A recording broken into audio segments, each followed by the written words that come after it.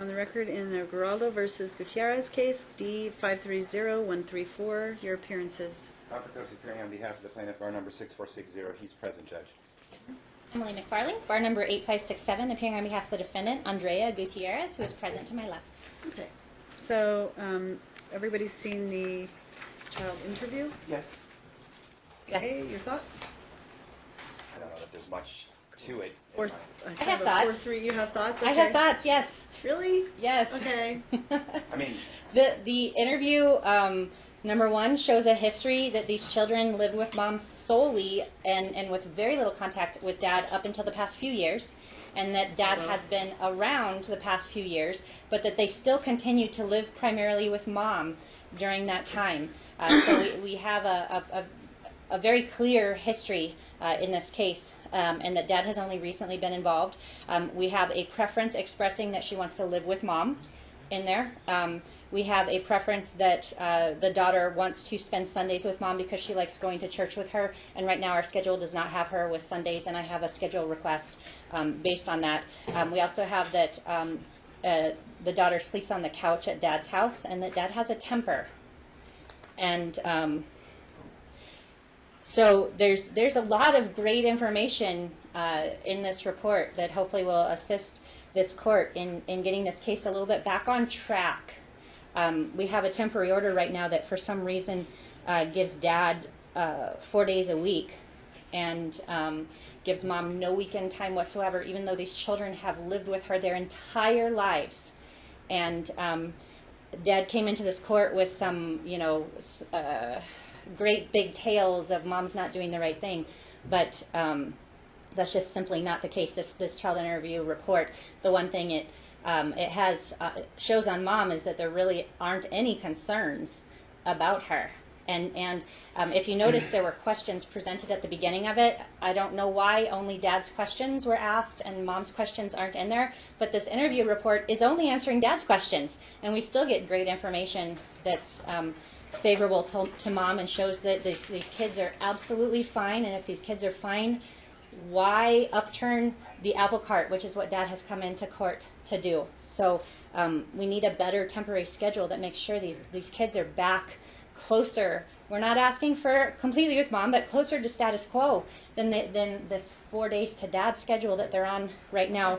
The schedule that I'm asking for today through trial would be that mom has Saturday 7 p.m. until Thursday 9 a.m. Or at the very least starting Sunday morning at 9 a.m.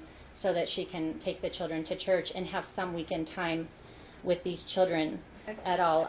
We also have, dad has not filed a financial disclosure form, and my client is unemployed. She was represented by legal aid, and so I don't have the information to do a calculation for child support. But interestingly to note, and I don't know if this got brought up before, but the trigger for dad to come here to court to file a custody case is because mom went to the DA to get child support. After, how old are these kids? 13 and 9? They're 13 and 9, and she finally went to get child support. And after that amount of time, now he comes to court asking for custody, triggered by her going to the DA to get child support after 12 years of these children being alive. So that's certainly something that you should take into account in the history of this. So we need him to file a financial disclosure form. We need child support set at 25% of his gross monthly income of whatever he puts on that financial disclosure form. And our case is already open regarding child support. What's the year on that case, Judge? Do you have the our case year? Yeah. Wait a minute. we just started taking the 03. money.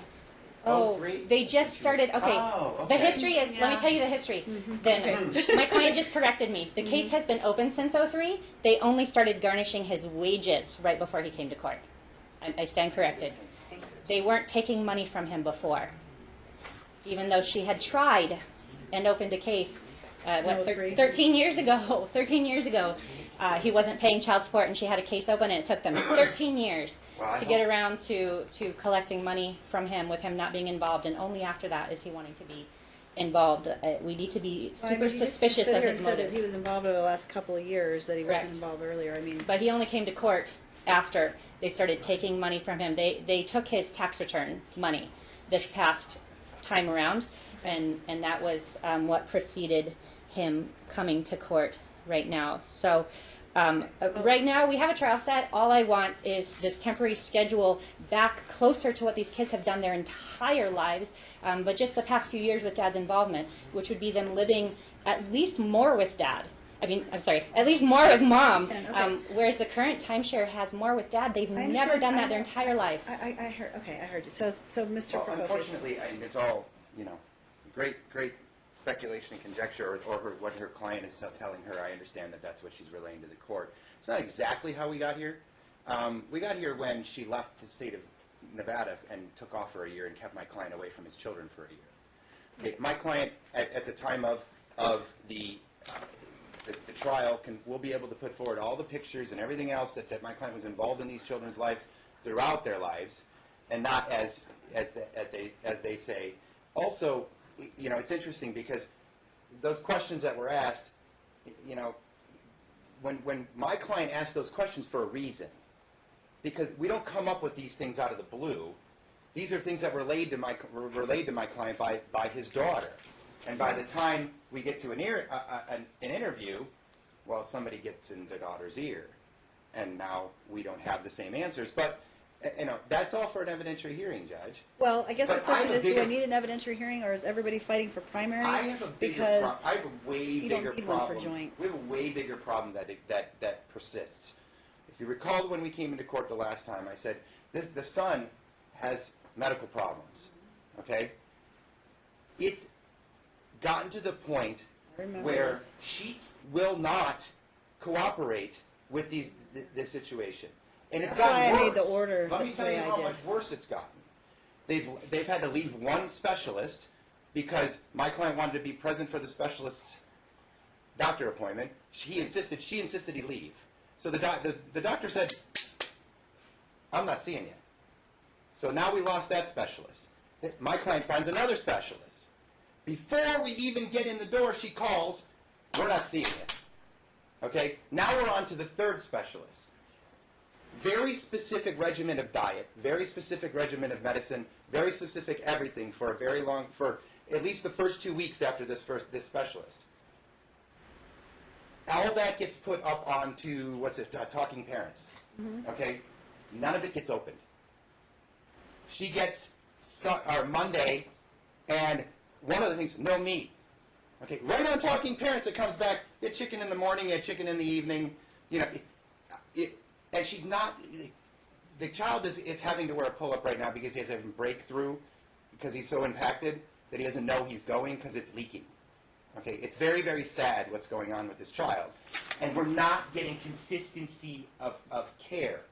On top of that, my client pulls the pediatric records and finds out that the child was referred to an allergy specialist way back in May. You know how many times he went to the allergy specialist? 0. Until my client took the child this past week. And now there's more medications for this child. And what my client is concerned about is he needs consistency of care right now. Mm-hmm. And he's not getting it at all. Okay, what she does is, my client, they take the child on July 11th to a specialist, and he's put on certain medications, et cetera, on the 12th, I'm sorry, in the GI, with the 12th. Fecal impaction, entire bowel, needs disimpacted, continued with Miralax, et cetera. She takes the child to the pediatrician on the 25th and says, he's old enough to be able to move his own bowels. And so I'm not doing it. I'm not doing anything the specialist says.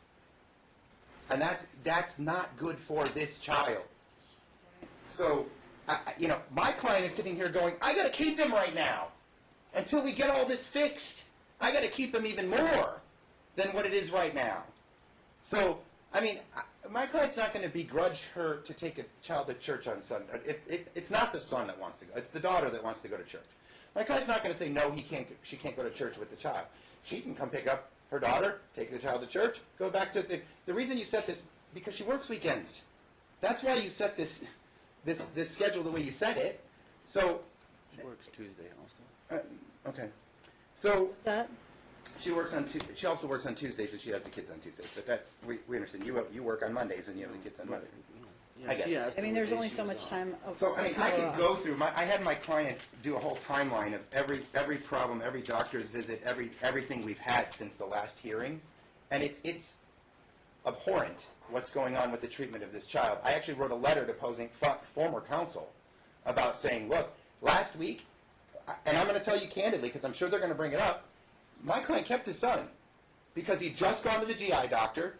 It was new medications, and it needed to be in place. He was so scared because of what she's done in the past that she wasn't going to follow it. She doesn't open the attachments on Talking Parents. Why doesn't your client open Talking Parents? She is on Talking Parents. She doesn't open the attachments. Why doesn't she open? I can I prove do it. open them. My phone fell in the pool, and so my phone kind of broke, so I don't have any access unless I go to the office to go and try to open them. So it's kind of one of those things. I used to work from my phone a lot, and now I don't have it. So some haven't been opened. Some images won't load, and so I'll have to go to the office constantly and try to do that. But you work 5 days a week, right? No, She doesn't work anymore. She's currently unemployed. but I used to work 3 days a week. It was just brought up, the situation that occurred August 22nd, Monday, 9 a.m. The children were supposed to go to mom, Monday, 9 a.m. And he refused. He sent the daughter out. He refused to send the son. Yep. She missed an entire week of Absolutely visitation. true. Just coming in to here today, the doctor's appointments that are this whole medical issue is being blown out of proportion. As we heard, mom took the child to the primary care doctor that these children have seen since they were born. And the same person who has always seen them, they've always had routine care, been involved with their doctors. She took the child to his doctor that's known him his entire life, and this doctor gave her advice. I'm not sure why Dad faults her for doing that, but they have been to different specialists. Dad keeps taking this child to a specialist, not telling Mom about the appointments. Finally, Mom did set up an appointment with the specialist who had made these recommendations that were pretty extreme, and they set up an appointment. They had the appointment. Dad came to the appointment. Mom recorded it. She has a recording of what actually occurred at this appointment, and Dad's rendition of this specialist saying that they're not going to be involved anymore because of Mom is completely untrue.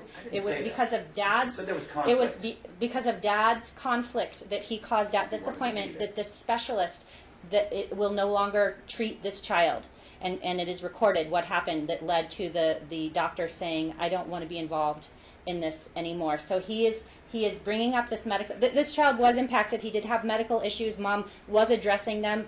But Dad is using this as this thing to kind of move forward a custody case because of money, and it's just it's completely not in the best interest of this kid to be ripped out of the home that he's always been in. Dad's withholding. We have a dad who is violating court orders between the first and the second hearing in this case, violating court orders.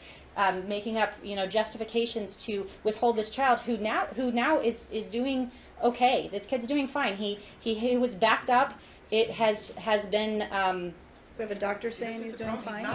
He's not. He's not 100% recovered. I'm not saying he's absolutely perfect now, but the imminent situation where he had been backed up and we had different doctors giving different advice on it, When's that his has next resolved appointment? to an extent where this kid is not When's in his next appointment?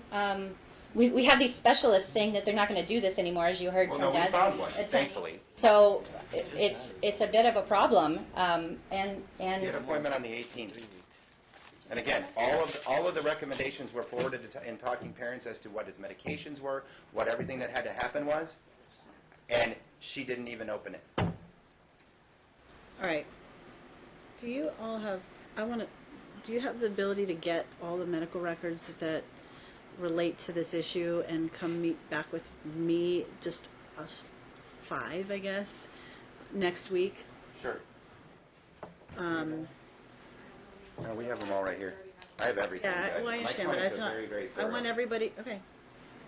I want everybody to come back here so I can sit down with you and spend actually some more time, not just a 10-minute Understandable. hearing, because this one was going to require some time. On September 7th, is everybody available September 7th at 1:30 by chance? Please. Yeah, I'm down. As you know, Judge, I have a track now on a contract situation, so I'm down here all afternoon pretty much on Wednesdays. So I should be able to pop up and deal with it. I need you for a while, though. I'm going to need you at least for enough time that we can all sit and talk about this. And I mean, I have a review. I have two reviews at 1:30 and a 2:30 down there. That's just a confirmation of counsel. It should be okay. I asked him to grab my phone so I can check my calendar. It's in the other courtroom. okay, all right. So, because I want to sit and look at everything and talk with the parties and counsel, and I want more time to do that than now.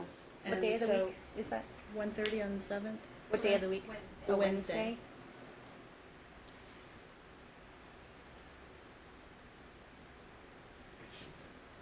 I can. No. Like I said, I'm here. Okay. So you can do 1:30 on Wednesday? Yes. Sort of. I have 1:30 downstairs in 23 in Holly's department, but I should be able to get up here by 2 at the latest, I guess. Okay, let's do 2 then. Okay. 2 p.m. on Wednesday, and as long as Ms. McFarlane's calendar will allow it. In the meantime, I'm just going to leave everything like it is. Okay.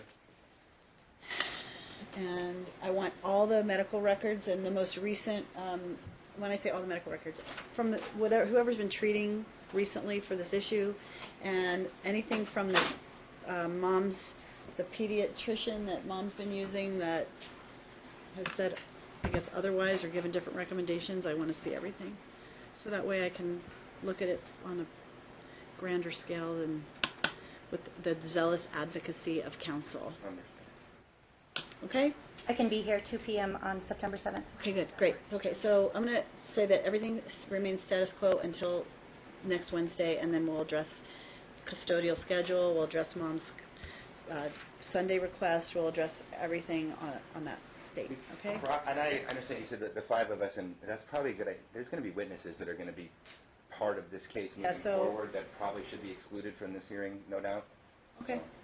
Yeah, I just want the parties, I mean, obviously the hearings are open, but if parties are, I don't know who's out in the gallery that's part of this group, but it probably would be best to exclude the witnesses. So we'll just say that hearing will be closed, and I can close a hearing for good cause, so I will do that. Thank you, John. Next time. Okay? Yep. All right, so I'll let you go. Thank you. All right, thank